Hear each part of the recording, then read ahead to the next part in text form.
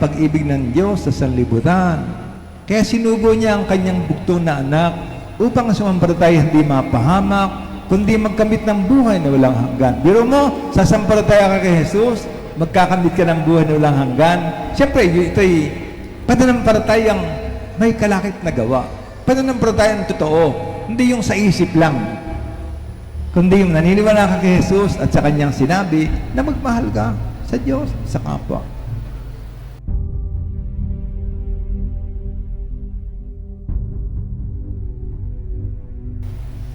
At ang pinakagusto ng Panginoon, madalas kong sabihin sa inyo, ang pinakagusto niya, pwede ba, manahan ako sa puso mo. Isama mo ako sa buhay mo. Maghari ako sa buhay mo. At mapapabuti ka. Magkakaroon ka ng kapayapaan at kaligayahan at kaligtasan. Ang pinakagusto ni Jesus, isama mo siya sa buhay mo, araw-araw, oras-oras, minuto-minuto.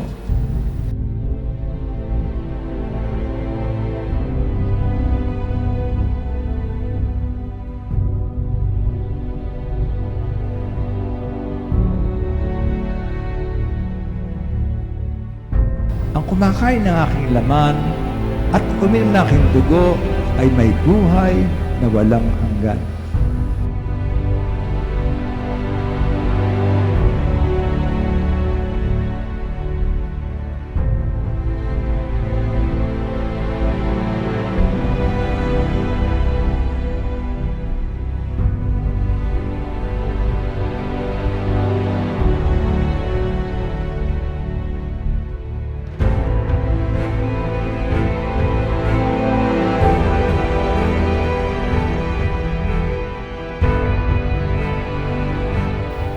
Ang umiibig sa akin ay tutupad ng aking salita.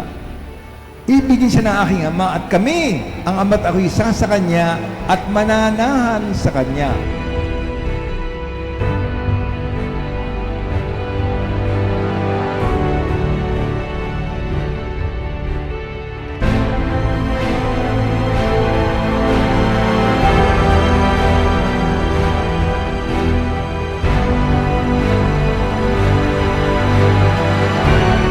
Dinala sa atin ang pinakamagandang balita, si Jesus, ang Santo Niño, na mamaya tatanggapin ninyo sa komunyon, na nananahan sa inyo, na magbibigay sa atin ng buhay na walang hanggan.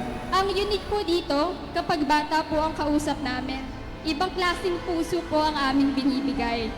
Hindi po pwedeng minamadali. Kailangan po mas malumanay kahit sinisipa ka na nila. Kailangan po mas mahaba po ang pasensya at mas may lambing. Kadalasan po hindi po gamot o sensya ang mga kailangan po ng mga batang ito, kung hindi kaunting ngiti, kaunting yakap, kaunting kwentuhan, at maraming pagmamalasakit. Sana po, kaya ko po ito sinasabi, sana po madala po natin ang mga katangiang ito. Hindi lang po tuwing pista, hindi lang habang masaya, po hindi kahit po sa pagtanda. Sana po ay gaya po ng Santo Niño at ng mga bata, tayo po ay hindi childish, kung hindi child at heart po.